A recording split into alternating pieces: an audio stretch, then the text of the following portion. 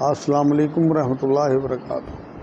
الحمدللہ رب العالمین والصلاۃ والسلام علی رسول الکریم وعلی آلہ وصحبہ اجمعین، اما بعد۔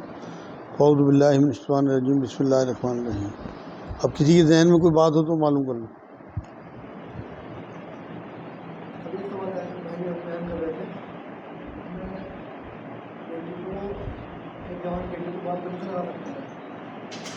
ان کا سوال یہ ہے، ایک جوان بیٹی کو باپ گلے سے لگا سکتا ہے؟ بالکل گلے سے لگا سکتا ہے، مگر میں نے پرسوں ترسوں کسی جواب میں بتایا تھا جب کہ بیٹی باپ کی ٹانگیں دبا سکتی ہے، نہیں دبا سکتی۔ یہ دیکھ لے، کیونکہ شیطانی دور ہے اور اس میں موبائل نے اور نیٹ نے تباہ کر دیا۔ اس طرح کی چیزیں دیکھتی ہیں کہ کہیں کسی قسم کی کوئی شہوت باپ کے دل میں تو نہیں آ رہی۔ اگر اس طرح کی کوئی نیت میں کھوٹ آتا ہو تو بالکل دور رکھے اپنی بچیوں کو بھی اپنے آپ سے، کیونکہ ہر ایک کے ساتھ اللہ نے شیطان پیدا کیا اور یہ دور ایسا ہی ہے، اس میں بچنا چاہیے بالکل، ورنہ کوئی حرج نہیں ہے۔ اگر نیت درست اور آپ کو کوئی چیز اس طرح کی محسوس نہیں ہوتی، بالکل اپنی بچیوں کو چومے بھی، گلے بھی لگائے۔ سنت ہے نبی کی، نبی اکرم صلی اللہ علیہ وسلم فاطمہ کے گھر پہنچتے تھے رضی اللہ تعالیٰ عنہ، جب بھی سفر سے آتے تھے ہاتھ چومتے تھے، ماتھا چومتے تھے۔ ایک ہمارے بھائی وہ ایفیڈیوٹ بناتے ہیں، انہوں نے پوچھا کہ ہم سے لوگ غلط ایفیڈیوٹ بنواتے ہیں، جھوٹے، کیا ہے بنانا گناہ ہے؟ ان کا تو کام، ان کا سوال یہ ہے، ایفیڈیوٹ بنوانے آتے ہیں لوگ، اس میں وہ جھوٹ بھی لکھواتے ہوں گے، تو کیا یہ کام ہمارے لیے ٹھیک ہے؟ ان کا تو کام ٹائپنگ کا ہے، اب وہ کیا کر رہے ہیں اس کا انہیں کوئی مطلب نہیں۔ اب جیسے کوئی عمارت بنانے والا ہے، اس نے عمارت بنا دیا، وہ اس میں پوجا کریں اور یا اس میں جوا کھلوائیں یا کچھ بھی کریں، اس کا کام عمارت بنانے کا تھا۔ ان کا کام ٹائپنگ کا ہے، باقی وہ کیا لا رہے کیا نہیں کر رہے یہ تو ٹائپ کر کے دیتے، مس یوز وہ دیکھیں گے، یہ اپنی ٹائپنگ کی مزدوری ہے۔ گروائی اگر دے گا جھوٹی تو پھر پکڑ میں آئے گا۔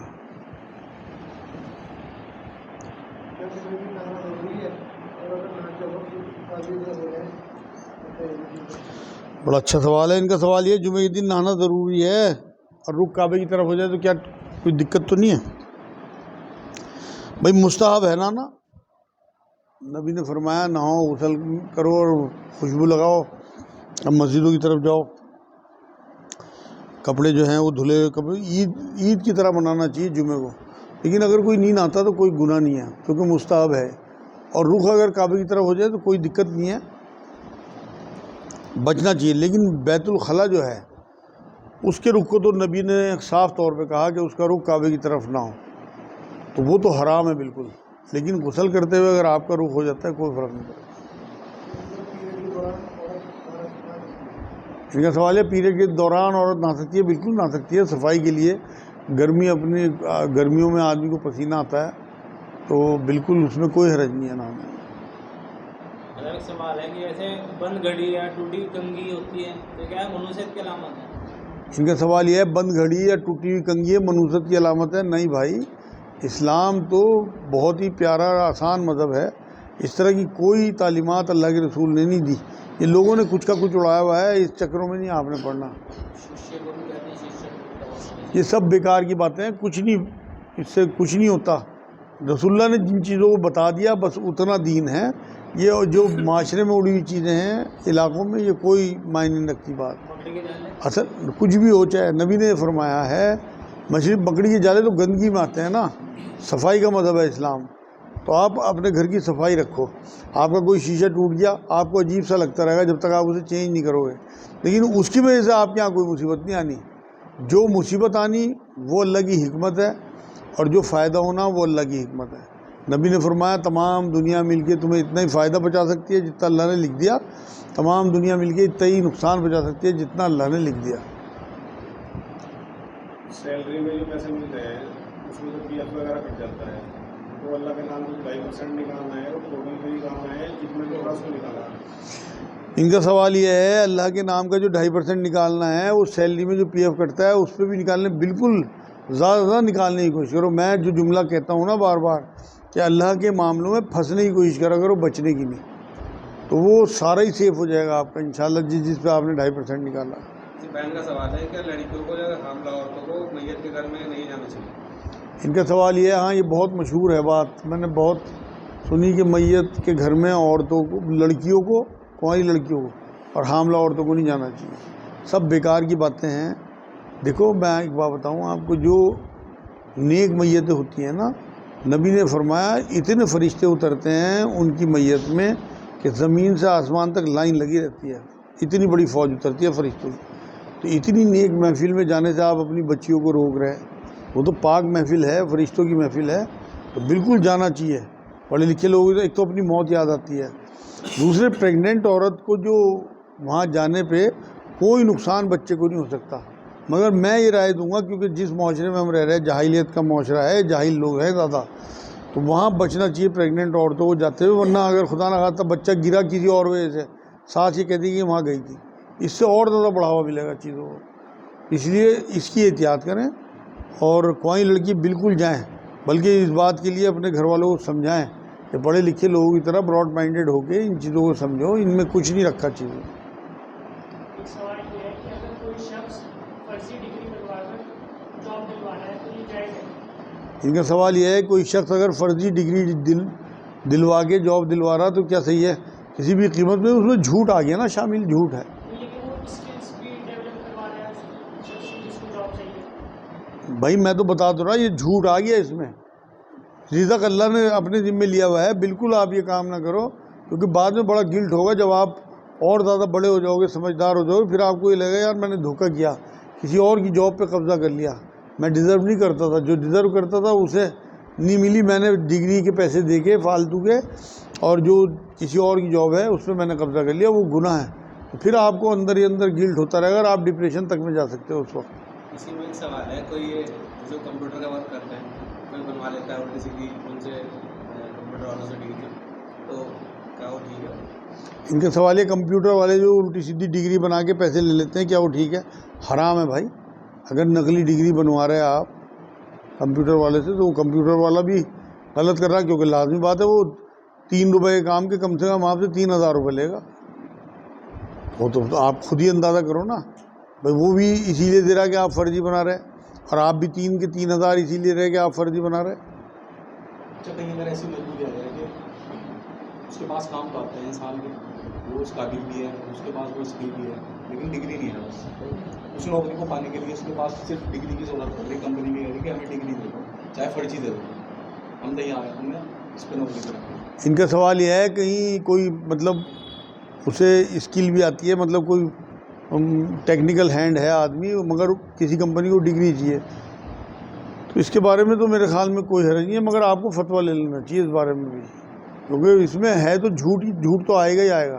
اصل میں رزق کے بارے میں آپ کو بتا دوں، اللہ کلیم کرتا ہے کسی کو زیادہ دوں کسی کو کم دوں، اور سورۃ طلاق میں اس نے یہ کہا کہ جو لوگ اللہ کا تقوی اختیار کرتے ہیں، اللہ سے ڈرتے ہیں، اللہ انہیں بے گمان راستوں سے روزی دیتا ہے. تو آپ اس پہ توکل کر کے کرو تو کوئی اور حل نکلے گا انشاءاللہ تعالیٰ. اگر گھر میں ٹی وی ہے روم میں، اور آیت الکرسی درود شریف یا اللہ کے نام محمد کے نام لکھے ہیں، تو ٹی وی چلتا ہے، جائز ہے؟ آپ دیکھو نا، ان کا سوال یہ ہے کہ مان لو کسی جگہ پہ ٹی وی لگا ہوا ہے اور وہاں جو ہے وہ اللہ کے نام یا آیت الکرسی وغیرہ لگی ہوئی ہے، ان کے تقدس میں تو کوئی فرق پڑتا نہیں، لیکن اخلاق کے تو خلاف ہے بالکل یہ بات کہ جہاں اللہ رسول کے نام لکھے ہوں وہیں آپ الٹے سیدھے گانے دیکھ رہے بیٹھے، فلمیں دیکھ رہے، ڈرامے دیکھ رہے، مناسب نہیں لگتی یہ بات. اس لیے تو وہ نام ہٹا دو، کسی اور کمرے میں پہنچا دو، اور یا وہ ٹی وی وہاں سے ہٹائی کسی اور کمرے میں پہنچا دو. پچھلے سوال سے متعلق ایک سوال ہے، اگر آپ کو یہ پتہ لگے کہ فی الوقت آپ ہی وہ کام کر سکتے ہو جو آپ کر رہے ہیں، مطلب جس سامنے والوں کو بہت ضرورت ہے اور کام آپ ہی کر سکتے ہو، تو کیا اس سے زیادہ اجر لیا جا سکتا ہے؟ ان کا سوال یہ ہے کہ کوئی کام انہی کے ہینڈ کا ہے اور وہ کر سکتے ہیں، تو کیا کسی سے زیادہ محنتانہ؟ بالکل. یہ تو اس میں اسلام کوئی طے نہیں کرتا پروفٹ کسی بھی چیز کا. آپ حالات کے حساب سے سامنے والے کو آپ دیکھ رہے ہیں کہ اسے 10,000 کا اس سے پروفٹ ہوگا، اس معاملے میں اگر میں اس سے 100 روپے کے 200 روپے بھی 300 روپے بھی لے لوں گا، کوئی حرج نہیں ہے، بالکل جائز ہے. لیکن کوئی غریب آدمی ہو اور آپ اس کی مجبوری کا فائدہ اٹھا رہے ہیں، وہ نہیں مناسب ہے. جیسے کہ آپ نے جواب دیا، اگر جیسے پرسنل بیڈ روم ہے اس میں اگر قرآن کی آیتیں وغیرہ ہیں وہ ٹھیک ہے؟ ان کا سوال ہے پرسنل بیڈ روم ہے تو اس میں قرآن کی آیتیں وغیرہ ہیں وہ ٹھیک ہیں؟ بالکل ٹھیک ہے، کوئی حرج نہیں ہے. بہت اگر احتیاط کرو آپ کپڑا ڈھک دو اس ٹائم، ویسے تو کوئی حرج نہیں ہے کیونکہ آپ ایک جائز کام میں ہو. پیسے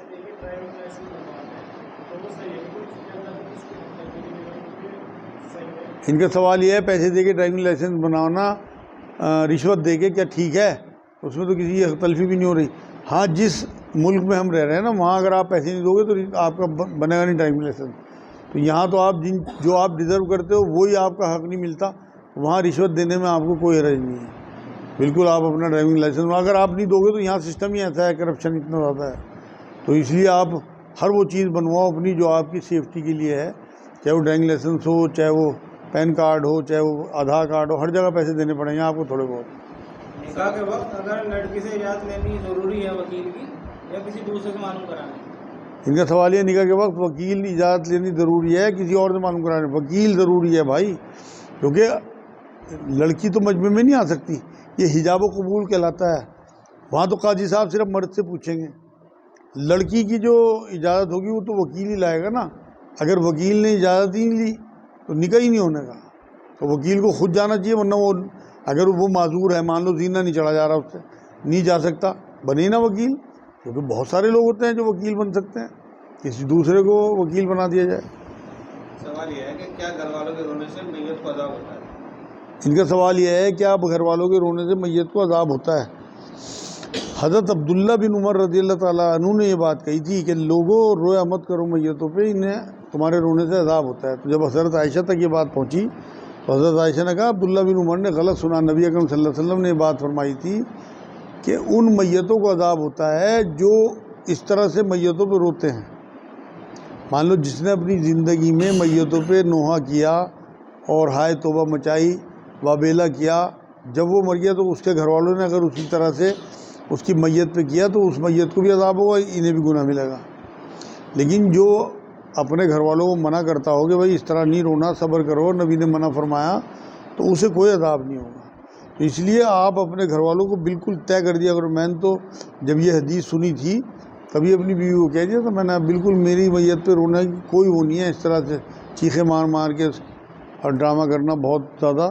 حالانکہ قابو میں نہیں ہوتا آدمی اس ٹائم, لیکن وہی تو ٹائم ہے صبر کا. جو پہلے لمحے میں اگر آپ صبر کر لیا آپ نے تبھی تو آپ صابر ہیں, ورنہ بعد میں 3 دن بعد سب کو صبر آتا ہے یار وقت کے ساتھ ساتھ. اگر آپ کو اس ٹائم میں لے بات دماغ میں آ گئی کہ اللہ کی چیز تھی اللہ نے لے لی, بس یہی مان ہے, یہی صابر ہے, یہی ہے صبر. اور صبر کے بارے میں قرآن یہ کہتا ہے کہ بڑی ہمت کے کام کا معاملہ ہے, یہ بڑی ہمت والوں کا کام ہے. جب روزے سے اگر دعا مانگتے کا ہاتھ میں آنسو آ جائے, ناک میں پانی آ جاتا ہے اور وہ زبان پہ لگ کے گلے میں اتر گیا, چلے گیا, اس سے روزہ ٹوٹ جائے گا. ان کا سوال یہ ہے کہ روزے سے پہلے اگر آنکھوں سے پانی ناک سے وہ منہ میں چلا گیا اور وہ حلق کے نیچے اتر گیا, روزہ ٹوٹ جائے گا. اگر آپ کو یاد ہے کہ میرا روزہ ہے تو بالکل ٹوٹ جائے گا.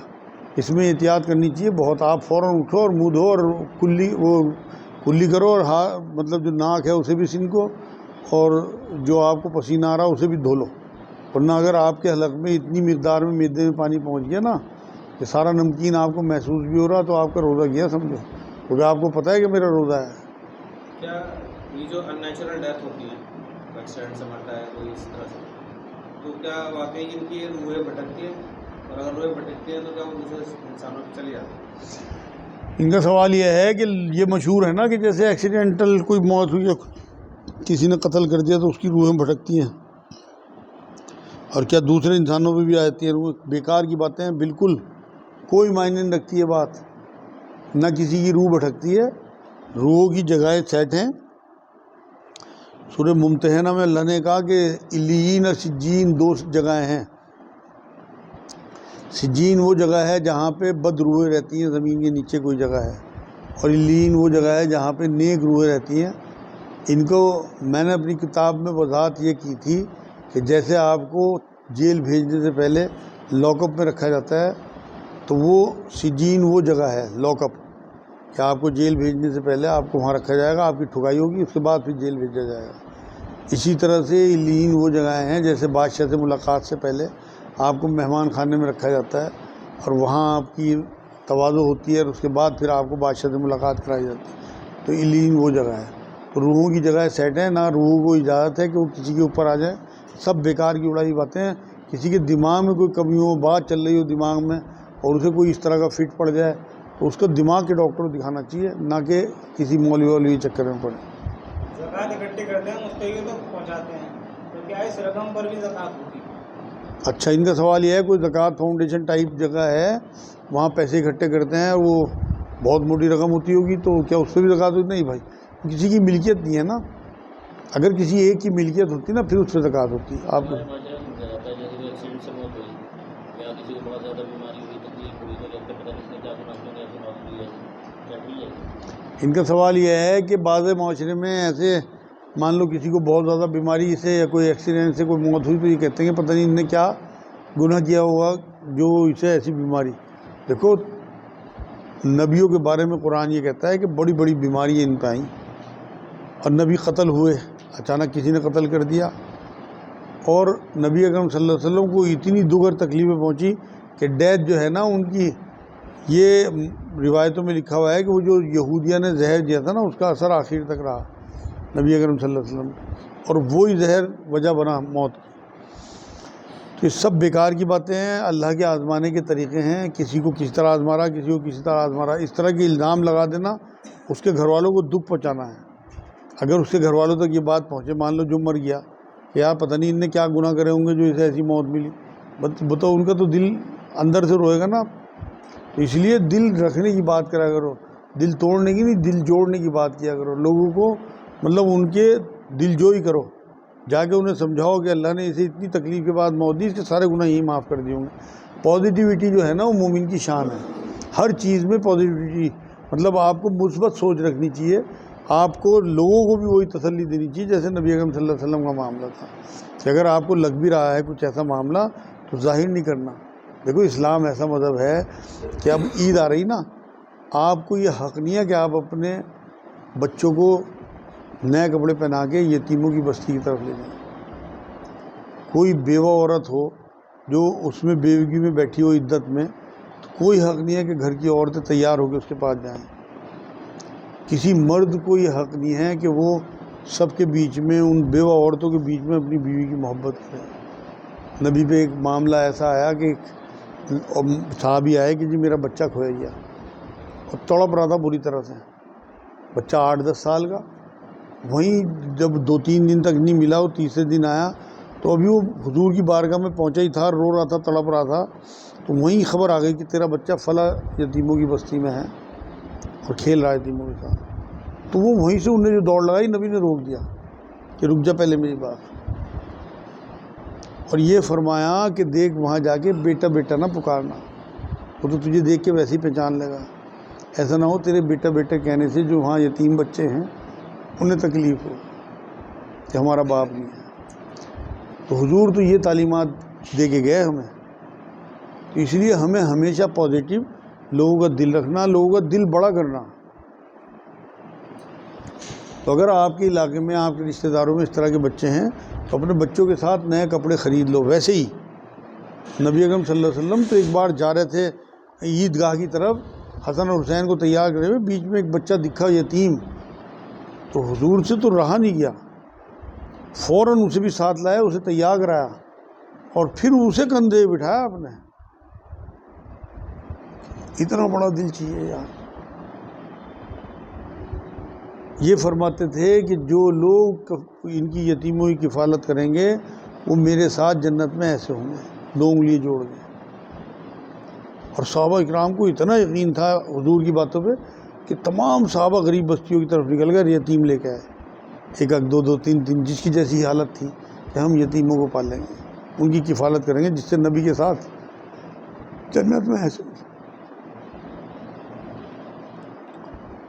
हमें यकीन ही नहीं होता तो हम करें कैसे ये हरकतें।